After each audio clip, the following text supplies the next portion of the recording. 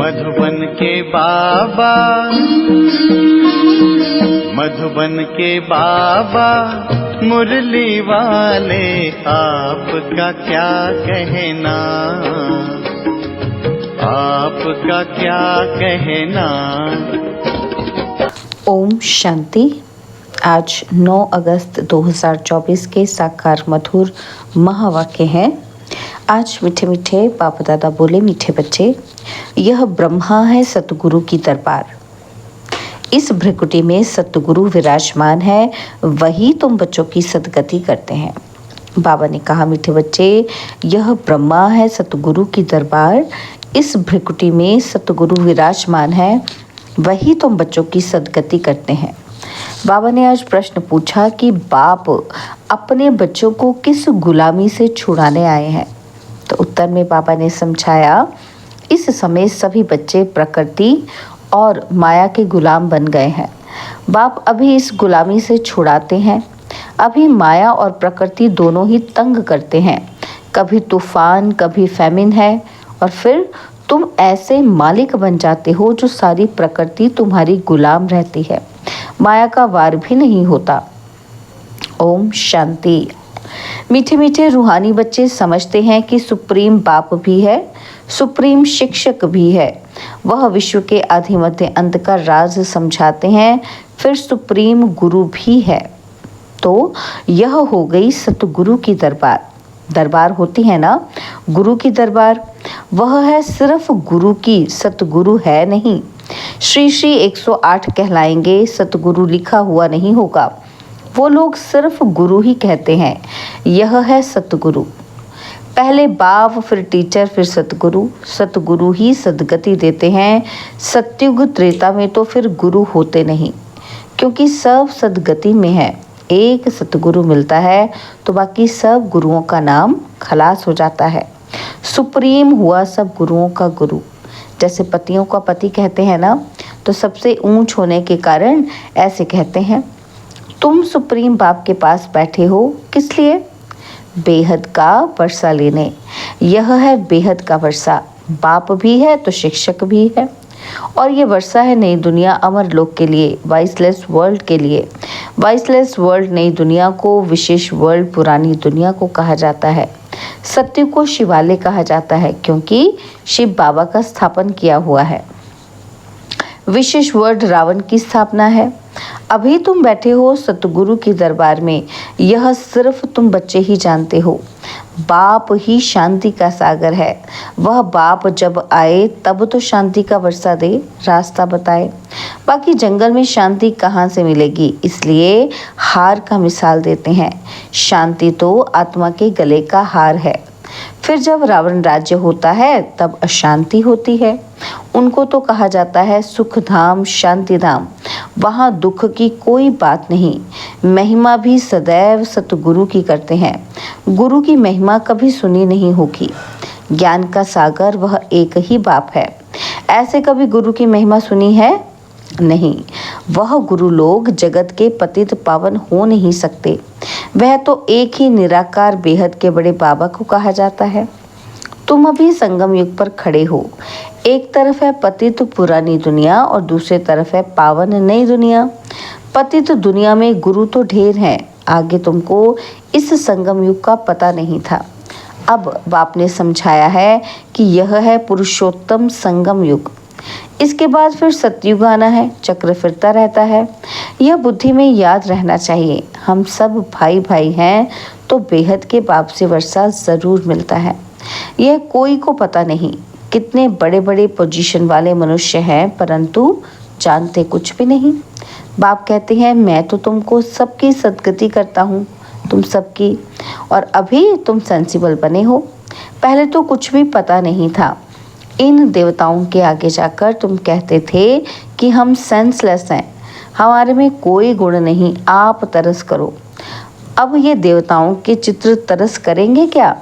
यह जानते ही नहीं। रहम दिल कौन है? कहते भी हैं, ओ गॉड फादर रहम करो।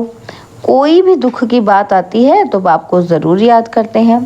अभी तुम ऐसे नहीं कहेंगे। बाप तो विचित्र है, वह सामने बैठे हैं तब तो नमस्ते करते हैं। तुम सब हो चित्रधारी, मैं हूँ विचित्र, मैं कभी चित्र धारण नहीं करता, मेरे चित्र का कोई नाम बताओ। बस शिव बाबा ही कहेंगे, मैंने यह लोन लिया है, सो भी पुराने ते पुरानी जुत्ती, उसमें ही मैं आकर प्रवेश करता हूँ।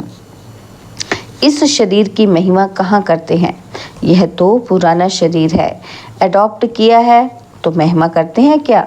नहीं, यह तो समझते हैं कि ऐसे था, अब फिर मेरे द्वारा गोरा बन जाएगा। अब बाप कहते हैं, मैं जो सुनाता हूँ उस पर जज करो, अगर मैं राइट हूँ तो राइट को याद करो, उनका ही सुनो, अनराइटियस सुनो ही नहीं। उनको इविल कहा जाता है, टॉक नो इविल, सी नो इविल। इन आँखों से जो कुछ देखते हो इनको भूल जाओ। अभी तो जाना है अपने घर, फिर वापस अपने सुख धाम में आएंगे। बाकी तो ये सब जैसे कि मरे पड़े हैं, टेम्परेरी हैं, ना यह पुराने शरीर होंगे ना ये दुनिया होगी। हम पुरुषार्थ कर रहे हैं नई दुनिया के लिए। फिर वर्ल्ड की हिस्ट्री, ज्योग्राफी रिपीट होती है। तुम अपना राज्य भाग्य ले रहे हो, जानते हो कल्प कल्प बाप आते हैं राज्य भाग्य देने। तुम भी कहते हो बाबा कल्प पहले भी मिले थे, वर्षा लिया था, नर से नारायण बने थे। बाकी सब एक जैसा मर्तबा तो पा नहीं सकते हैं, नंबरवार तो होते हैं। यह है स्पिरिचुअल यूनिवर्सिटी, स्पिरिचुअल फादर पढ़ाने वाला है, बच्चे भी पढ़ाते हैं।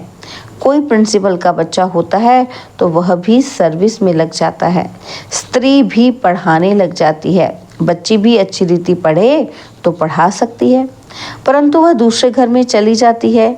यहाँ तो कायदा ही नहीं है बच्चियों को नौकरी करने का। नई दुनिया में पद पाने का सारा मदार है इस पढ़ाई पर। इन बातों को दुनिया नहीं जानती।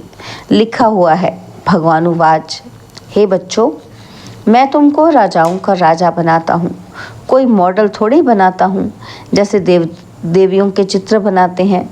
तुम तो पढ़कर वह पद पाते हो, वह तो मिट्टी के चित्र बनाते हैं पूजा के लिए। यहाँ तो आत्मा पढ़ती है और फिर तुम संस्कार ले जाएंगे, जाकर नई दुनिया में शरीर लेंगे। दुनिया खत्म नहीं होती है, सिर्फ एज बदलती है। Golden age, silver age, copper age और आयरन एज, 16 कला से 14 कला। दुनिया तो वही चलती रहती है, नई से पुरानी होती है। बाप तुमको राजाओं का राजा बनाते हैं इस पढ़ाई से, और कोई की ताकत नहीं जो ऐसा पढ़ा सके। कितना अच्छी रीति समझाते हैं, फिर पढ़ते पढ़ते माया अपना बना लेती है। फिर भी जितना जितना जो पढ़ा है उस अनुसार वह स्वर्ग में ज़रूर आएंगे, कमाई जाएगी नहीं। अविनाशी ज्ञान का विनाश नहीं हो सकता। आगे चल आएंगे, जाएंगे कहाँ? एक ही हट्टी है ना, आते रहेंगे। शमशान में जब मनुष्य जाते हैं तो फिर बड़ा वैराग्य आता है, बस ये शरीर ऐसे छोड़ने का है। और फिर हम पाप क्यों करें? पाप करते करते हम ऐसे मर जाएंगे, ऐसे ख्यालात आते हैं। उसको कहा जाता है शमशानी वैराग्य। समझते भी हैं जाकर दूसरा शरीर लेंगे, परंतु ज्ञान तो नहीं है ना।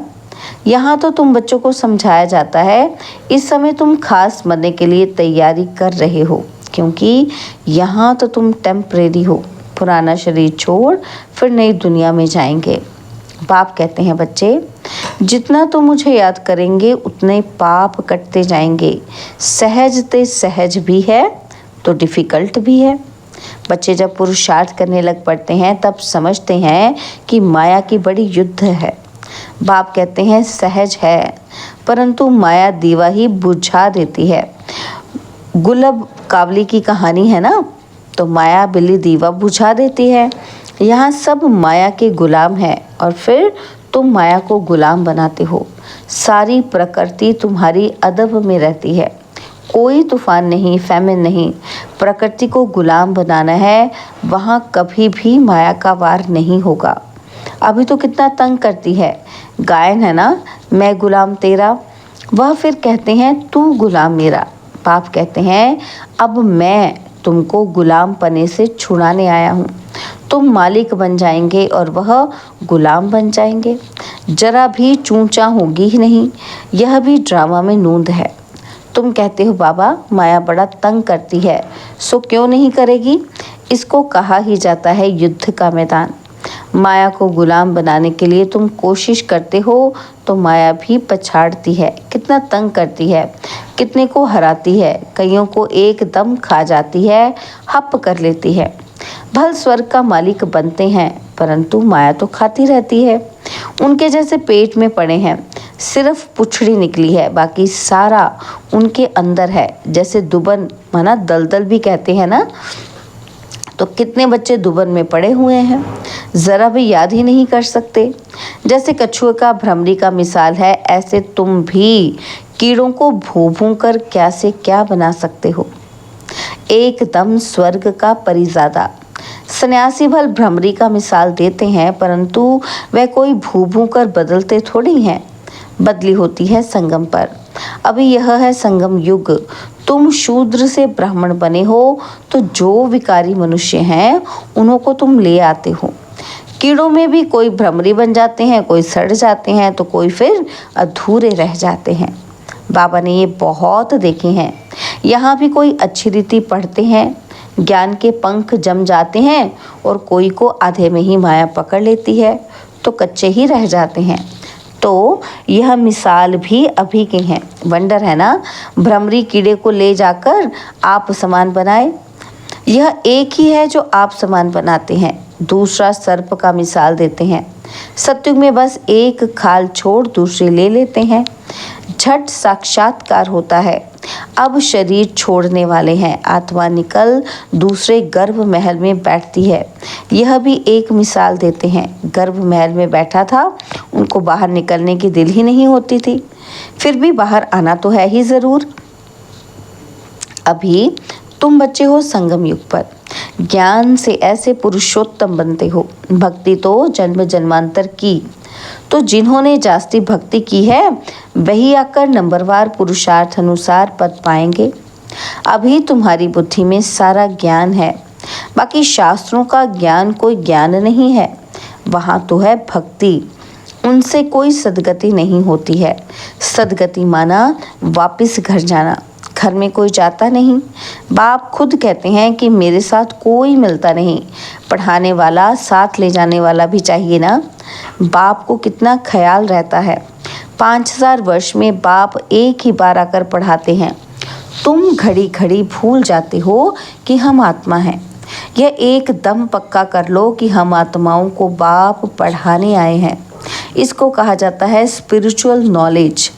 सुप्रीम रूह हम रूहों को नॉलेज देते हैं। संस्कार भी आत्मा में रहते हैं। शरीर तो खत्म हो जाता है, आत्मा अविनाशी है। तो यह ब्रह्मा की भ्रिकुटी है, सतगुरु का दरबार। यह इस आत्मा का भी दरबार है। और फिर सतगुरु ने भी आकर इनमें प्रवेश किया है। इनको रथ भी कहते हैं और दरबार भी कहते हैं। तुम बच्चे स्वर्ग के गेट खोल रहे हो श्रीमत पर। जितना अच्छी रीति पढ़ेंगे उतना सतयुग में ऊंच पद पाएंगे, तो पढ़ना चाहिए। टीचर के बच्चे तो बहुत होशियार होते हैं, परंतु कहते हैं ना, घर की गंगा का रिगार्ड नहीं। बाबा का देखा हुआ है, सारे शहर का किचड़ा गंगा में पड़ता है, फिर उनको पतित पावनी कहेंगे। मनुष्य की बुद्धि देखो कैसी हो गई है। देवियों को सजाकर पूजा आदि कर फिर डुबो देते हैं। कई तो उस पर पांव रखकर भी डुबोते हैं। बंगाल में पहले रिवाज था कि किसी का प्राण निकलने पर होता था तो उनको झट गंगा पर ले जाते थे और वहाँ पानी में डालकर हरि बोल कर मुख में पानी डालते रहते थे। ऐसे प्राण निकाल देते थे। वंडर है ना। तो अभी तुम बच्चों की बुद्धि में चढ़ाई उतराई का पूरा ज्ञान है, नंबरवार पुरुषार्थ अनुसार। अच्छा, मीठे मीठे सिकिलदे बच्चों प्रति माता पिता बाप दादा का याद प्यार और गुड मॉर्निंग। रूहानी बाप की रूहानी बच्चों को नमस्ते। हम रूहानी बच्चों की रूहानी बाप दादाजी को दिलवा जान सुखवा प्रेम से नमस्ते। ओम शांति। प्यारे बाबा, मीठे बाबा, मेरे बाबा, शुक्रिया बाबा, शुक्रिया बाबा, शुक्रिया। धारणा के लिए मुख्य सार है। पहला पॉइंट है, बाप जो सुनाते हैं वही सुनना है और जज करना है कि राइट क्या है। राइट को ही याद करना है। अनराइटियस बात को ना सुनना है, ना बोलना है, ना देखना है। और सेकंड पॉइंट है पढ़ाई अच्छी रीति पढ़कर अपने को राजाओं का राजा बनाना है। इस पुराने शरीर और पुरानी दुनिया में अपने को टेम्परेरी समझना है। बाबा ने आज वरदान दिया कि एकाग्रता की शक्ति से परवश स्थिति को परिवर्तन करने वाले अधिकारी आत्मा भव। एकाग्रता की शक्ति से परवश स्थिति को परिवर्तन करने वाले अधिकारी आत्मा भव। ब्राह्मण अर्थात अधिकारी आत्मा कभी किसी के परवश नहीं हो सकती, अपने कमज़ोर स्वभाव संस्कार के वश भी नहीं, क्योंकि स्वभाव अर्थात स्व प्रति और सर्व के प्रति आत्मिक भाव है तो कमज़ोर स्वभाव के वश नहीं हो सकते। और अनादि आदि संस्कारों की स्मृति से कमज़ोर संस्कार भी सहज परिवर्तन हो जाते हैं। एकाग्रता की शक्ति परवश स्थिति को परिवर्तन कर मालिकपन की स्थिति की सीट पर सेट कर देती है। स्लोगन है क्रोध ज्ञानी तो आत्मा के लिए महाशत्रु है। क्रोध ज्ञानी तो आत्मा के लिए महाशत्रु है। ओम शांति।